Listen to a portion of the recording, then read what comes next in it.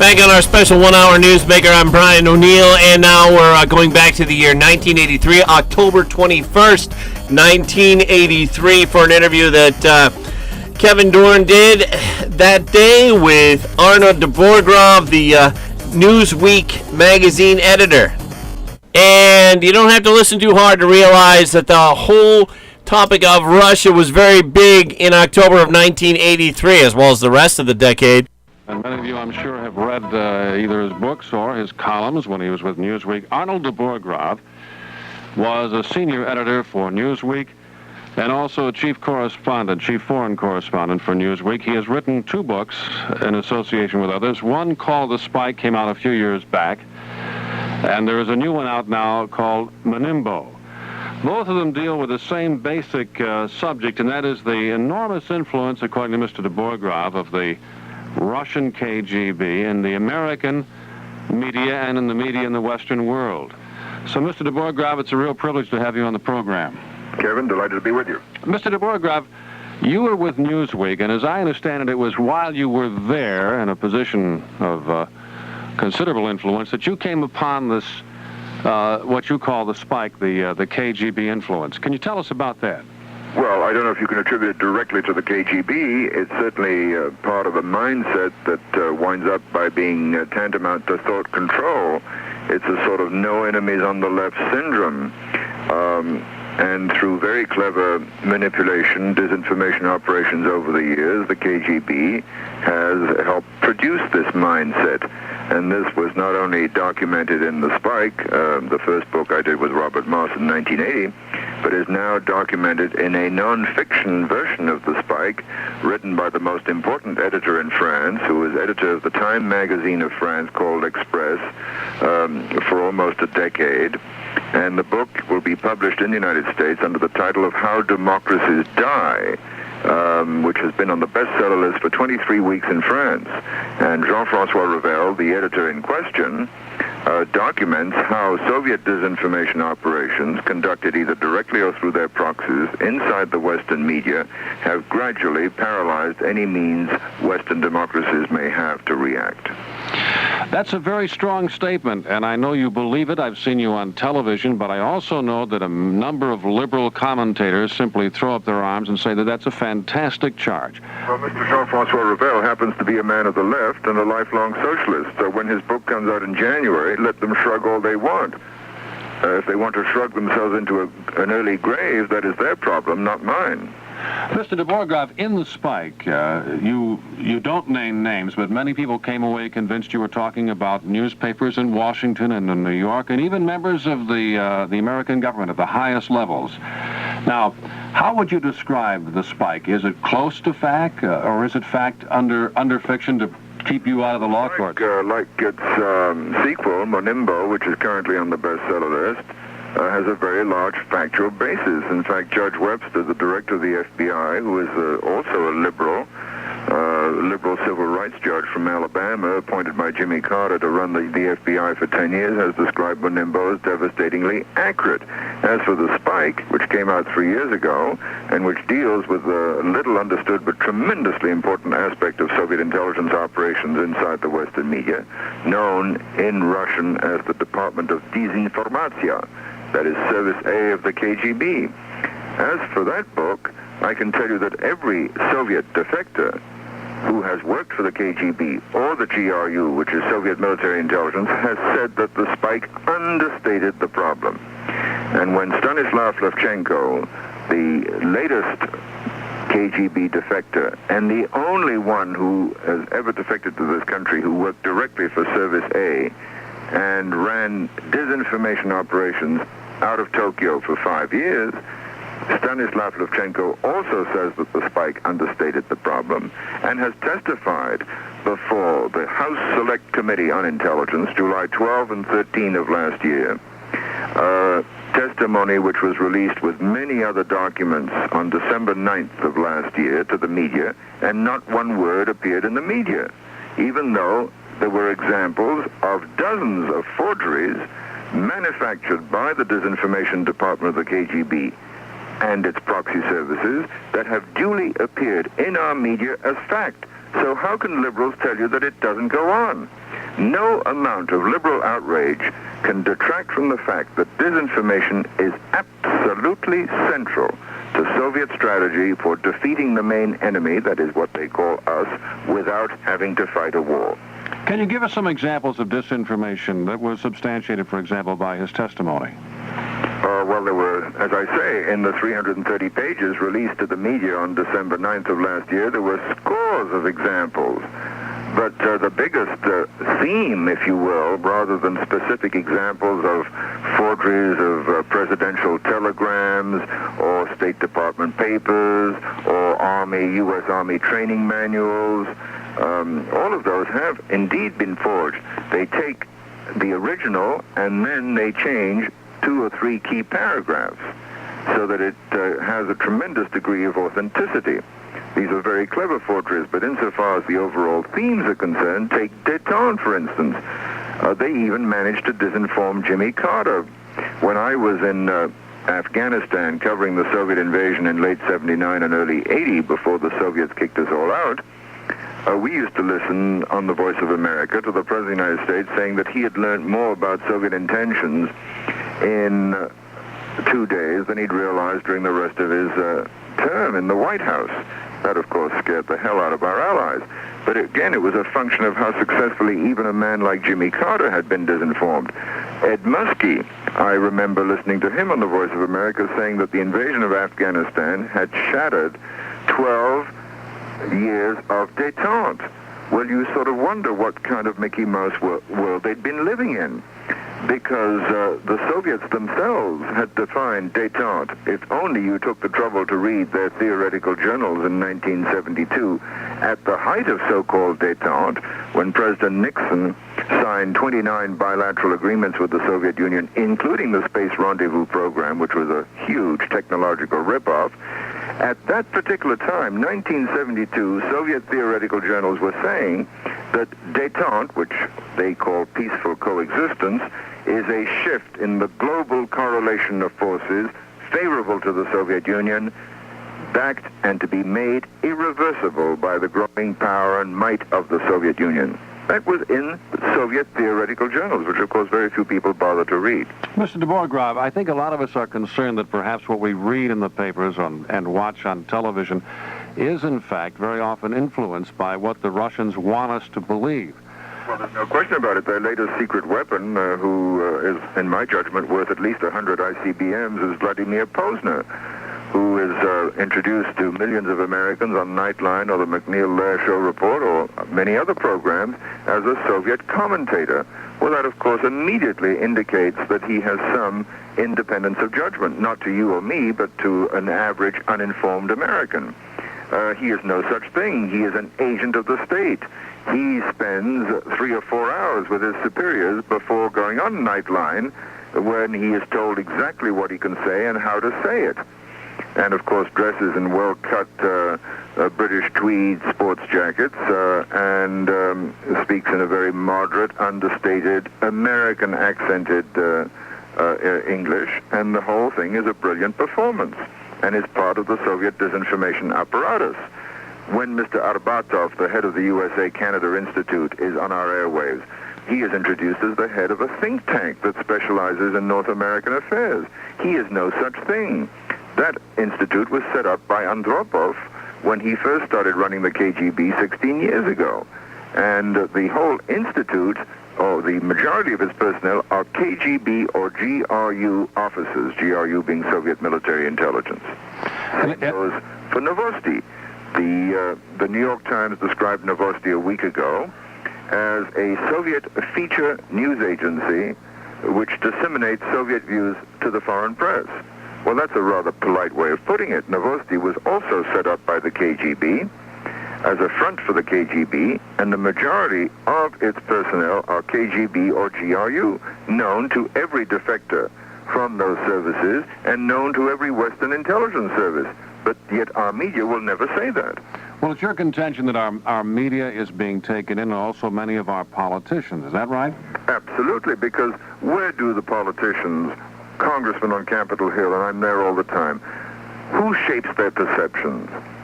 Not so much what they hear in open hearings, which are rather badly attended, not by the publication by the U.S. government printing office of these hearings, which they could read during the little leisure time that they have. They very seldom bother to read that. Their perceptions are shaped by the media. And the media has become, over the years, a very powerful instrument of illusion in defiance of basic political, geopolitical, and historical realities. And we document that once again in our latest book, Monimbo. The Newsmaker Show from October 21st, 1983. Kevin Doran interviewing Arnaud Debourgrave, the Newsweek editor. I'm going to take a quick break, and when we come back, we'll continue to play for you this 1983 interview. If you're looking for great gift ideas, and who isn't this time of year, why not consider a gift certificate from Wilson Beef Farms? Now, how could you go wrong with a gift like that? Or how about this? A gift bag of Wilson's own beef jerky and snack sticks. Another surefire hit. One of Wilson's gift boxes wrapped in a festive white box with bow. Oh, and did you know that Wilson Beef Farms offers gift baskets filled with spices, marinades, snacks, rubs, and jams? Yet another great gift idea from the good folks at Wilson's. No matter who's on your list, if they have you stumped this Christmas season, Wilson Beef Farms has the answer. A gift bag of snack sticks and jerky, holiday gift box, gift basket, or the always perfect solution, a Wilson Beef Farms gift certificate. Oh, and don't forget to start your holiday meals with the best beef you've ever tasted. Dry-aged beef from Wilson Beef Farms. Drop by their retail store in their one and only location, Hess Road, Canasarega, or call them at 607-545-8308. We're back on the Newsmaker Show, going back to the year 1983 now, October 21st, 1983. Kevin Doran interviewing Newsweek editor Arnaud Debourgrave. Mr. Debourgrave, you yourself worked for Newsweek, hardly a conservative journal. You have described yourself on television as a liberal Democrat. No, I've never said that I was a liberal Democrat. I said that I was a Scoop Jackson Democrat. Well, okay, I think at least in terms of domestic policy, that would be liberal, I would think. That's correct. Okay, well, so you know many of these very people you're talking about who are being taken in, according to you, by the disinformation. Not just according to me, according to authorities like Dr. Andrei Sakharov, who won, after all, the man who is Russia's leading dissident today and a hero to every liberal in the Western world. Read his political testament in the New York Times Sunday Magazine section, June 8, 1980, which the media did not pick up on, where he warned us about a great many journalists and a great many writers in the Western world busily promoting Soviet expansionist objectives. That is Dr. Andrei Sakharov, not Solzhenitsyn. So don't say Arnaud Debourgrave says all of this. I am quoting to you authorities. Now, what about Monimbo? What prompted you to write that book? Well, in summer of 1980, on the first anniversary of the Sandinista Revolution, an extremely important secret conference took place in the Indian barrio of Monimbo, near Masaya, Nicaragua. It was attended by Fidel Castro, his intelligence chiefs, including Manuel Pinheiro Losada, head of the Departamento de America, which specializes in subversion and terrorism in the Western Hemisphere, by Central American revolutionary leaders from El Salvador, Honduras, Costa Rica, and other countries, by the then Minister of National Security from Jamaica, and by a number of visitors from the United States, including some Cuban exiles. The theme of this conference was how to expand the success of the Nicaraguan Revolution, and in particular how to weaken the United States. And it was there in Monimbo, according to one of our sources who was there and who has defected, and we've seen the minutes of the meeting, that Castro boasted that Cuba's agents of influence in the United States were so numerous and so well placed that he had the capability, at a moment of his own choosing, to stage urban chaos and race riots that would make the riots in Miami earlier that year look like a sun shower. And incidentally, Armando Valladares, the Cuban poet and writer who has spent 22 years in Castro's prisons, whose release was negotiated by the President of France last year, has told me that he is absolutely staggered to find out that Castro has more friends in the United States than in Cuba. You contend then in this book that Castro has enormous influence in our own country. Well, Judge Webster knows that. Thousands of agents came in at the time of the Mario boat lift. We're not talking about dozens. We're talking about an estimated 3,000 out of 127,000 refugees that came over at that time. Also 5,000 hardened criminals who were handpicked by the DGI, the Cuban Secret Service, to add to what they call the social decomposition of the United States. That is Marx's phraseology for social decay. And what did these hardened criminals do in the city of Miami? They doubled the crime rate in a one-year period. So from Castro's standpoint, it was a beautiful operation. In fact, Castro, to his intimates, has referred to that Mario boat lift as another Pearl Harbor for the United States, even more important than the first one because they didn't even realize what was happening to them. What about the drug situation? Don't you maintain in the book now that the Cubans control pretty much the drug trade in this country? Well, again, Kevin, I think that is a function of how brilliantly the media has performed in suppressing certain inconvenient facts. We had a federal jury trial in the city of Miami for 3 weeks last February with the Cuban drug connection, the direct connection between the Cuban Secret Service, the DGI, and some of our bigger drug rackets in Dade County, proved beyond the shadow of a legal doubt. 4 high-ranking Cuban officials were indicted by our federal government in November of 1982, including the head of their Navy, Admiral Santa Maria. That did make a few paragraphs in our papers. The trial itself, you won't find it in our major media outlets except for the Miami Herald. Thomas Enders, Assistant Secretary of State for Inter-American Affairs at the time, now Ambassador to Madrid, testified before 2 Senate committees in February and March of last year on the Cuban drug connection with names and dates and places, and he was totally ignored by our media. So what on earth is going on? Because if this had been the right-wing dictator of Chile, Mr. Pinochet, or Mr. Marcos of the Philippines, or President Chun of South Korea, and their secret services involved in our drug rackets in this country to buy arms to finance terrorists against our own interests in Central and in South America, I can guarantee you that would have been banner headlines not just for one day, but for months on end. Why is it? Are you suggesting that the members of the American media are consciously denying us this information, or is it their mindset? The editor of the Washington Post was called about the original announcement in Miami in January of 1982 when Robert Moss and I were working on the Cuban drug connection. We'd been researching and reporting it down there. Then suddenly, the U.S. Attorney, Atlee Wampler at the time, gave a press conference and said that for the first time in history, this would be proved in open judicial proceedings. And banner headlines in the Miami Herald the next day, not a word in the Washington Post, but we know that Ben Bradley was called every day for 6 consecutive days to bring it to his attention. And it still didn't get into the Post. You know Ben Bradley. How would you explain that? I think it's Ben Bradley went to Cuba. He knows Castro. Barbara Walters has been down there. Many media stars have been down there. And they all come back under his charm, under his spell. And admittedly, Castro is a devastatingly charming man with tremendous charisma. But that doesn't mean that he's telling you the truth. What about the peace movement? Now, 40 miles from here tomorrow, there will be 5,000 people out demonstrating against American nuclear weapons. What is your view on the peace movement? Who's controlling that? Well, the peace movement, I respect the millions of people who are out there demonstrating for a freeze and for peace. These are very laudable sentiments.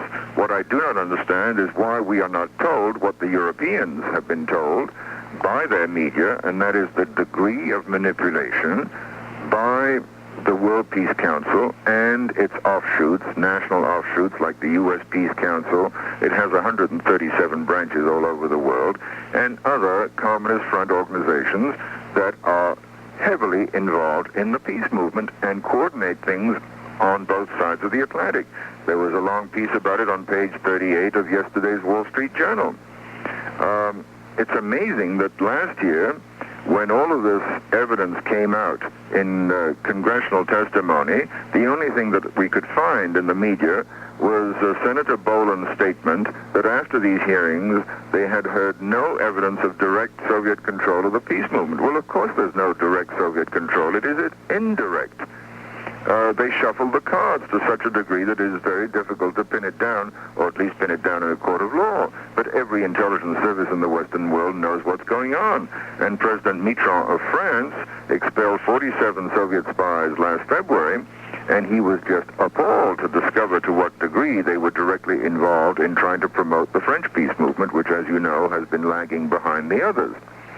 And in West Germany, the defense minister under Chancellor Schmidt's socialist coalition, Hans Appel, said in Parliament a year and a half ago that much of the funding and the political infrastructure of the West German pacifist movement was coming from the East. As President Mitterrand himself said, where were all these people when the Soviets were deploying one SS-20 every week, targeted against Western Europe for the last 5 or 6 years? Mr. Debourgrave, we're down to the last minute. Two things. If you made these allegations 20 years ago, 30 years ago, there would be all kinds of congressional investigations. There are not now. Why not? And secondly, what's to be done? What's to be done is the last thing we want to do is a McCarthy-type witch hunt. But we do want to enlighten public opinion as to what is going on and how hostile intelligence services operate within our society to paralyze us and make sure that they can defeat us without having to fight us. Our time is up. Thank you very much.